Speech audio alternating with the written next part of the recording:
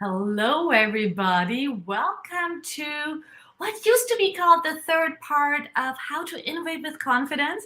But if you know me, you know I like to play around with names and rename things. And so I decided to rename this series, make it a long term thing, and call it Go Big with Me. That's a confidence series, and you will sometimes see me by myself here and sometimes with a guest, hopefully, like about half and half. And today we are talking about how to tame the loud voice of self doubt. So, this is so important, especially in the context of innovation on doing new things, because that's the number one thing to hold us back. Um, so feel free to share, as long as we are on here, feel free to share your experiences, your thoughts in the comments, and tell me where you are in the world. Say hi. I'd love to hear from you. And we are talking about taming the loud voice of self doubt today because I started a series of confidence conversations with a group of women recently. And to get us started, I asked all of them to give me the one thing they want to talk about, just like the first thing that comes to their mind, why they are there. And about a third, or maybe even more, maybe closer to half of the people said, I want to be confident instead of having all that self doubt. So that's where we started. And that's why I felt we have to talk about this on Go Big with Mika. Absolutely. Because that's the first big hurdle in our mind, right? And why that is so important is because when you talk about confidence and innovation, leading innovation with confidence, it is just so important that you act anyway. I love to mention that nobody's free of fear or self doubt, but the confident people act anyway. And in innovation, you will have to learn that skill. That's kind of a survival skill in innovation. It's your currency to success, really. So let's talk about how to tame that voice of self doubt a little. Yeah? Because I'm a straight shooter. You know, I don't sell you BS. It's not going away. It's really about handling it and getting better at handling it. Yeah? So if you're seeing that live, I would love for you to let me know in which situations you doubt yourself the most.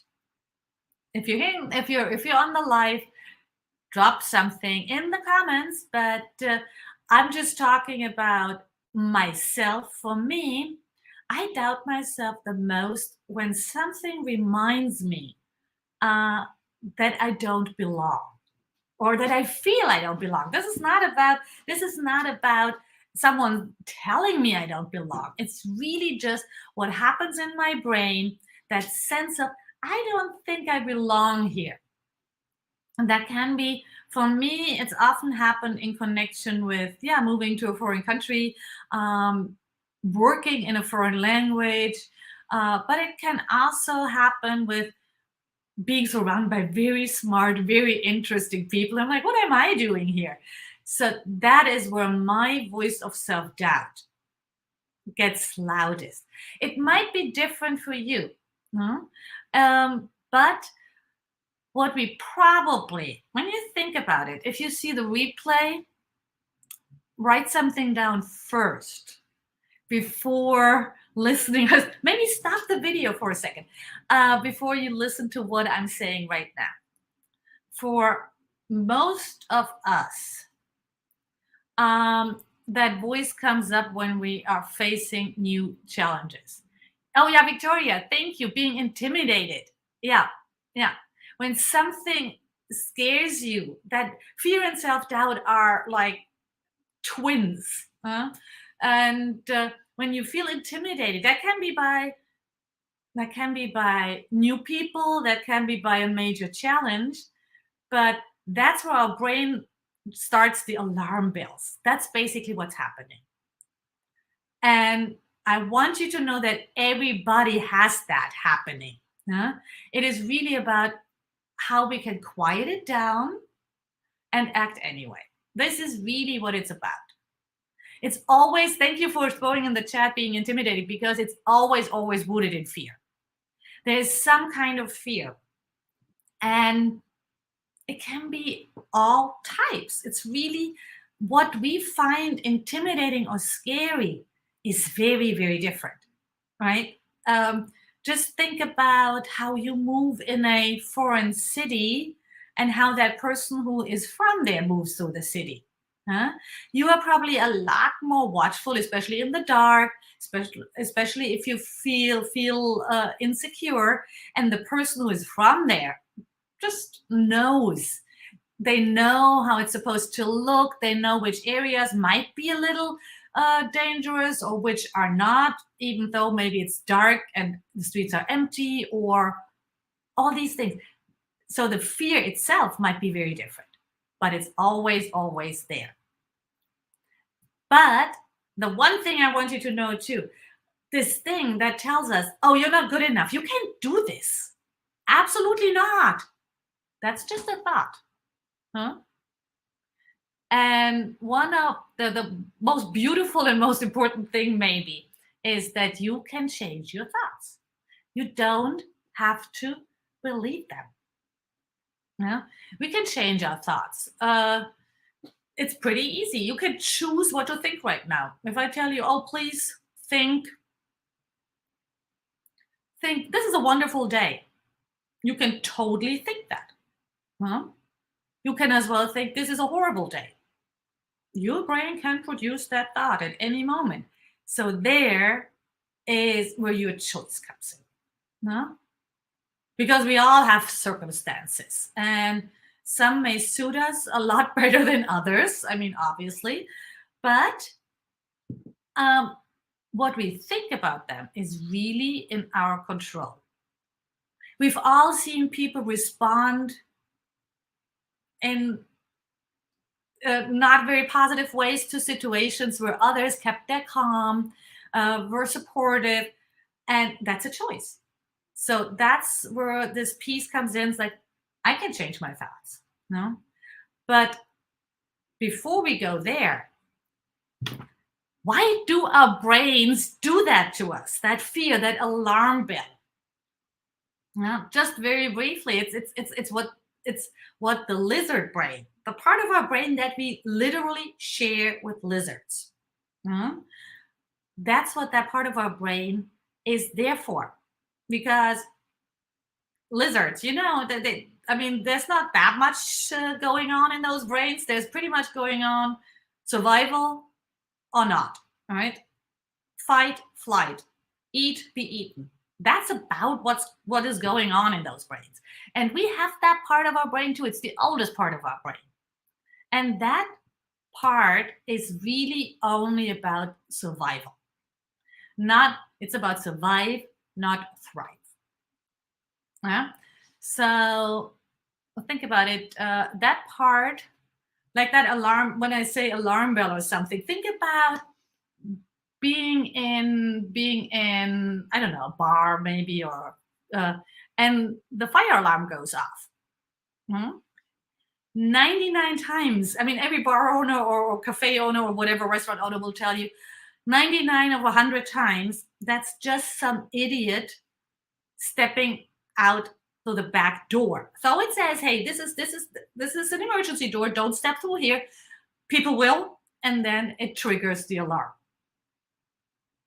Do we want to turn the alarm off, though we know 99 out of 100 times it's not relevant? No, we don't want to turn that alarm off, because 1 in 100 times there's a fire, and that's why the alarm goes off, or something. So there's good reason why the alarm goes off. And for that one time, we need to deal with the 99 times when it's a false alarm. And that's about how you can think of our lizard brain. If you think back of that city that you're not familiar with, you want that part of your brain to be active, right? Because you need to focus on, are there steps behind me? Is there anything that makes me feel like, "Ugh, that I shouldn't be here?" You want those things. Huh? You want to respond to those things.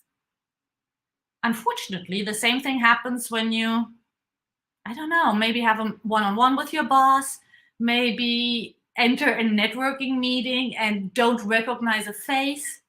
So your brain's just like, alert, alert, alert. And it's uncomfortable, that's for sure. But what it is not is dangerous to your life. And that's what you have to learn to distinguish. That's what it basically is all about. Does that make sense? I hope it does. And that's really, if you take one thing away from this broadcast, you don't have to believe your thoughts, right? We don't have to believe your thoughts. Um, just little experiment. Think the earth is flat. You can think that, right? You can form the thought, the earth is flat. You can form that in your mind. Just doing it right now. Does that make me a flat earther? No. No, because I can think it, but that doesn't mean I have to believe it. It's getting a lot harder if my brain throws a thought at me like, you're not good enough for that. You can't do that. It's a lot harder to make the step of, well, I don't have to believe it. But it can be done. It's a matter of practice. You can get there. And that's what this is all about. The voice of self doubt is just a couple of really mean thoughts, but well intentioned, trying to keep you in your comfort zone, to keep you safe. But you've got this. You're not a child anymore. You don't need that type of safety where you can strive out and do these things. So, false alarm. That's what it is. Huh? So, I want you to think about one thing you would do if self doubt didn't hold you back. And again, if you're watching this live, please drop something in the chat. I love those things, and it's kind of manifesting it by just speaking it out or writing it out loud. I love these things. If you watch the replay, you might want to stop for a second. You could also, when you look at the comments, the top comment in this event page is a download of a worksheet. It's a free download. You can just get that and answer the questions there. Conquer the world. I love this. I love this. Yes, yes. We would allow ourselves to do so many more things if we didn't believe that nagging voice, right? So I had this voice for a long time telling me, yeah, you're a good writer. Okay, that's true. But you can do it in English. That's not true. That's actually not true. But that kept me from getting started on a book for a long time. Because I'm like, yeah, I can translate stuff. So maybe that is a way to do it. And it's all too complicated. I don't need that. I just can decide not to believe the voice and do it. I can write my book. And I'm actually on it now. Slowly, but I'm working on it. And that is the same when I have a lot of clients, or I always hear like, oh, I'm not really qualified for that job. I mean, this is a dream job. I'm like, if that is your dream job, what is riskier? Is it riskier to apply and maybe get it, maybe not get it? Or is it riskier to never go for it? I mean, if this is your dream job, your dream company, if you don't go for it, the answer is always no. So it's a 100% no. Every time you give in to that voice, you give yourself a 100% no. Yeah, and maybe there are things like 100 people who apply for that job. Yes, and maybe some have more formal qualifications and some have more experience. Whatever. You probably don't know what they're looking for exactly. And even if your chance is 1%, 1% is still a lot more than zero. And one person will get this dream job. Why not you? You can decide, like, all right, maybe my chances are pretty low, but who knows? For other people, it might be 1% too, but someone will get it. And the 1% was totally worth it. And if you don't get it, well, you have just gotten a lot better at being brave and at saying, I care for this thing. I want this thing. You've made it much more likely for yourself to do it again and ultimately land a dream job. Well, every time we take a step like that, every time we step out of that comfort zone, show that courage, show that confidence of like, this is my dream job. So I own my desire to have it. That's what it takes. Huh? That doesn't guarantee you that job, but owning what you want, speaking it into the world. That's how you create your reality. So that's why this is so important. So make yourself a list. And there can be big things, small things.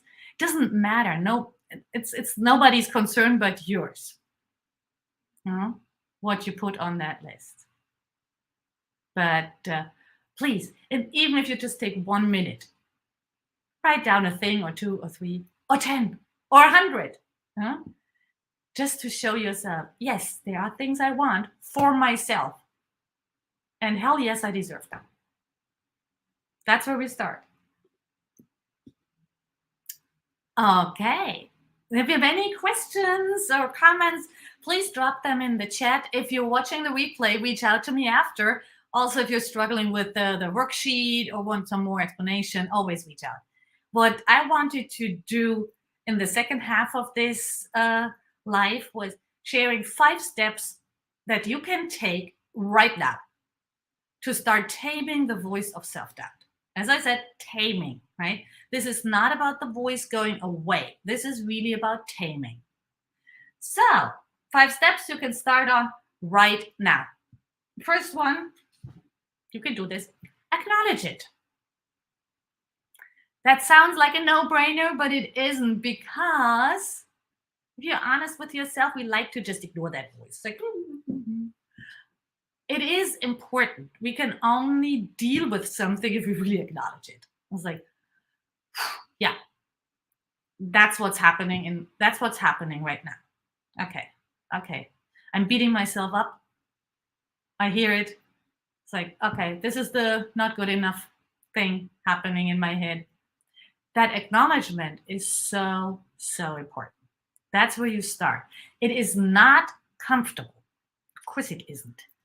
But it's not dangerous. It is not dangerous to look at it, because it's not like you as a being, as a full person. It's just a thought in your head. But acknowledging that it's there is the first step. Huh? Because then we can do something about it, work at it, right? And so I would actually recommend, as a practical action step, write down what's going on. Like a typical message, and feel free, if you already know one of your typical messages, Feel free to share them in the chat. Mine, for the longest time, was "You're lazy," and that came in the voice of my grandma. So I'll talk about that in a minute. Mine was "You're lazy, you're lazy," and I got that, for instance, Sunday afternoon on a couch, right? It's like, "You're lazy. There's still work to do."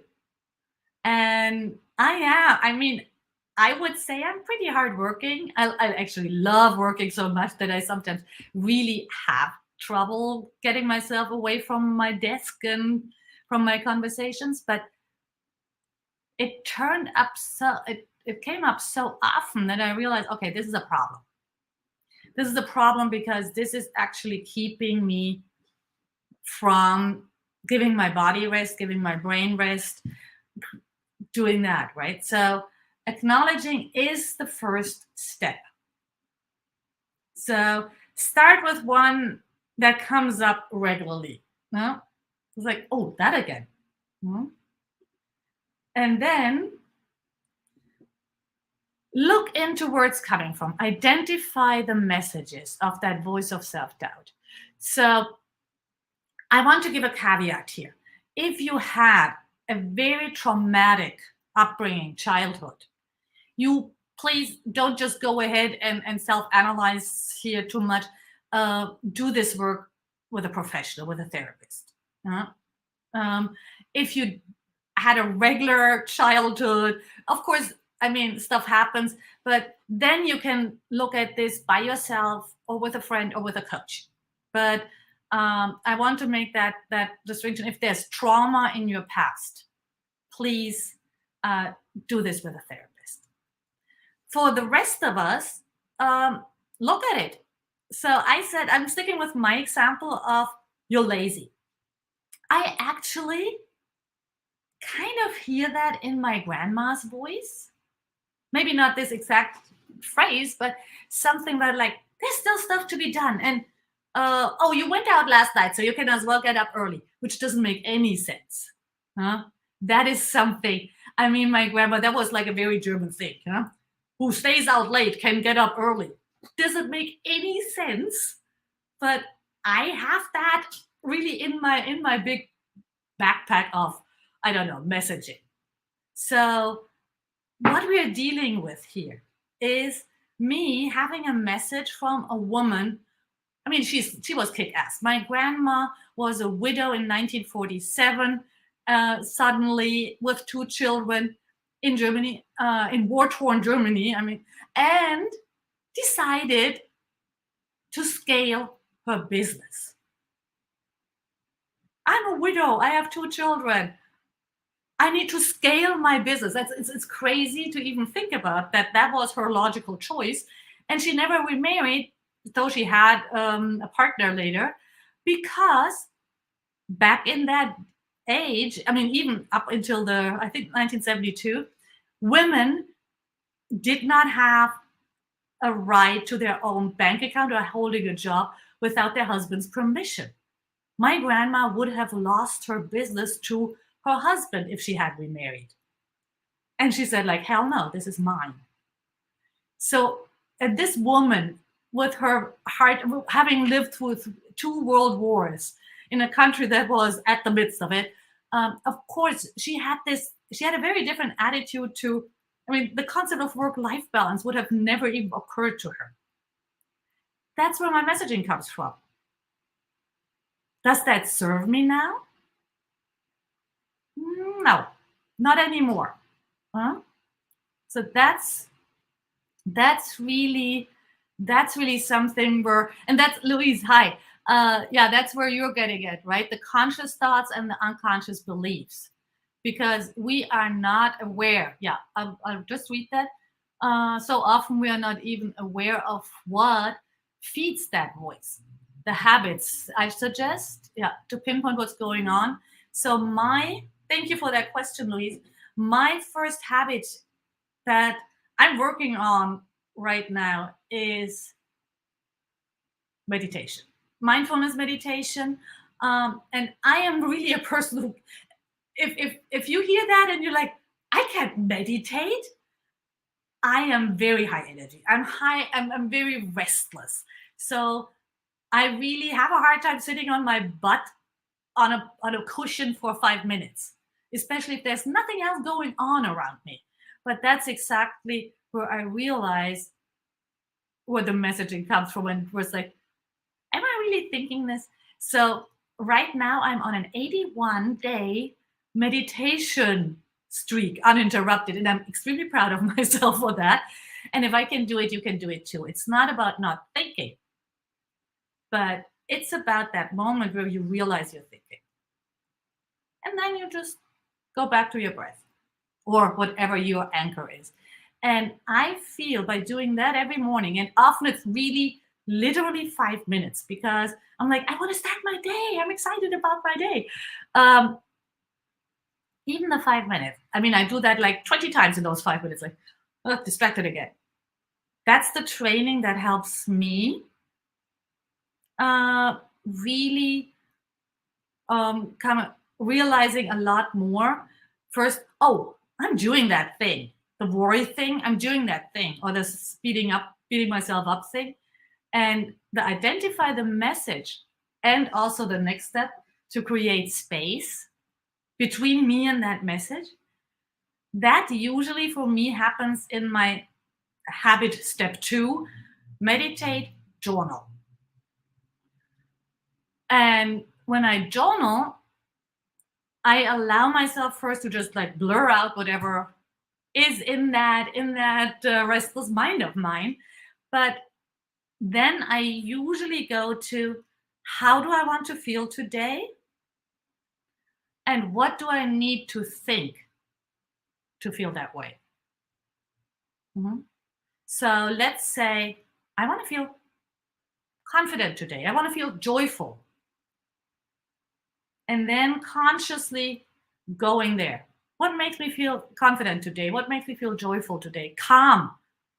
Calm is a good one too. And that's hard for me.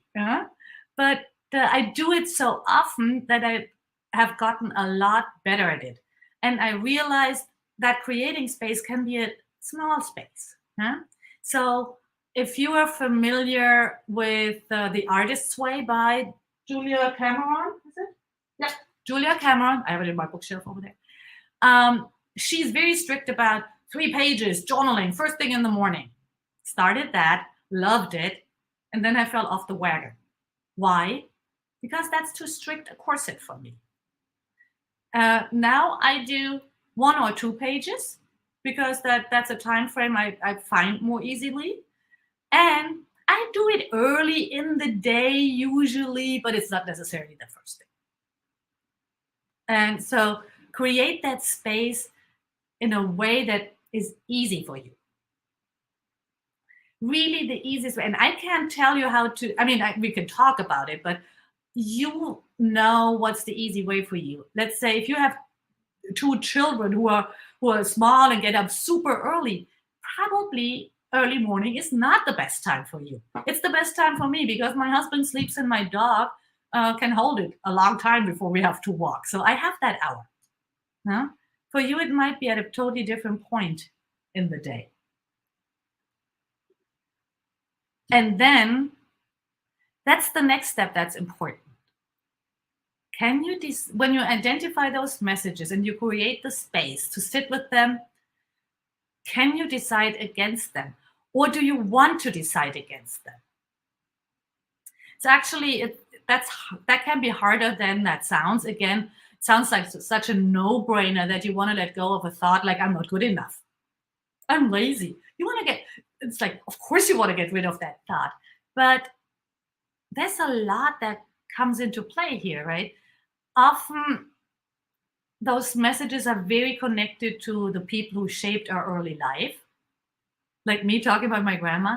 Then it might be emotionally hard to get rid of that baggage. Also, certain things might have served us in the past, like this thought, the I'm lazy thought, served me so well in the past, because I'm ADHD, so I do have a hard time focusing. But this idea that laziness is like the worst ever, made me perform well in a lot of areas and tasks that I probably wouldn't have seen through if it hadn't been for that messaging. Nowadays, where I do mostly what I love, I don't need that thought. I can be on my couch on a Sunday afternoon and just chill. And that's perfectly fine. And if I want to do that Thursday morning, it would be perfectly fine too, theoretically. I still don't feel comfortable with that. But you see where I'm going. You really have to say, does it still serve me? Is it useful? Or is it it's like an old operating system, right? You you might have run really well on that old operating system. Of course, huh? But now there's a chance to update. And that probably serves most of us better. You don't have to stick with one operating system from your childhood through your life. That sounds like crazy. Think about it in computer terms. And that's what we're working on here, updating our operating system in a way. And the fifth step I'm talking about today is choosing the new thought. So that's the conscious thought creation that I do as part of my journaling. What do I have to think to feel that way? And what you have to play around with that. Yeah? I have like a full board of things, conscious thoughts I like to think here on my board on the side. So, for instance, I am a successful entrepreneur is on that board. I'll open the dam and let the money river flow freely is on that board. I choose to stop doing all the things. Spread your wings and fly. Huh? Stuff like that. So, and those are on post-its on that board. So I change them. Huh? Sometimes something doesn't resonate with me that much, or it just goes away and something else comes in. I do the same thing on my bathroom mirror. I sometimes do it on my phone. Again, find a way that suits you and play around. It's not like the perfect thought. Perfect doesn't exist. See what serves you right now, what speaks to you, what resonates with you. Make it your own. Really, really own the phrase. And yes, you want to be slightly uncomfortable, like, am I really a successful this and that? Yes. Also look into, what do you know? Huh? I'm a successful entrepreneur. I'm still sometimes slightly uncomfortable with it, but it's been on my bathroom mirror and on my board for a long time. And I did this thing where I sat down, it's like, what do I know? I've had my own business for 20 years.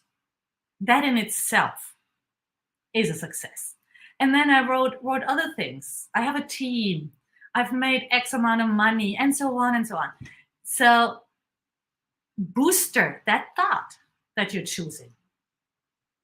Huh? It's not about you really being there yet. That's fine. But there are things that actually can strengthen the thought. Hmm? So there's a lot here to unpack and to train, but just start with a baby step. No, that's all I wanted to give you today. Start with a baby step. Look into when does my self-doubt really crawl up? What do I hear? Can I notice it? Can I acknowledge it? Does it serve me? Does it not serve me? Do I really want to decide against it? And what is a thought that I like better in that field? Like the I'm lazy thought.